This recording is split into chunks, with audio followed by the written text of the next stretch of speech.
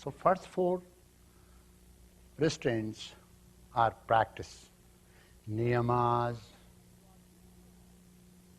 Now, you are doing it to relate with the society. What are you doing for yourself? Are you able to relate with society nicely? You find no.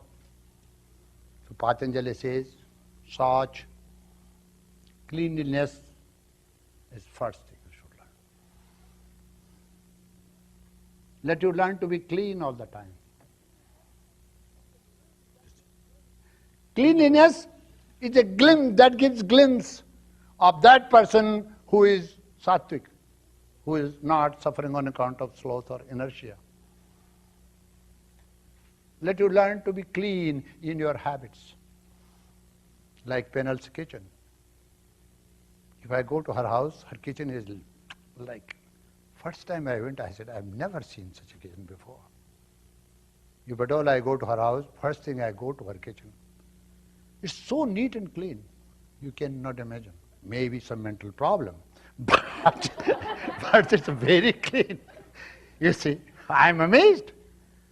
First I went to her kitchen at Minneapolis. It was very clean. Then I went to see her kitchen. It was very clean. It means it's a habit. She has formed the habit. If we form the habit of being clean in our daily life, okay, clean, something can be washed by water, but not all things. Our bad thoughts cannot be washed by water. So there are corners of our lives where soaps cannot be applied. The itching of the heart cannot be scratched by the fingers. Say like that. Soap cannot reach there. Saucha, Santosha.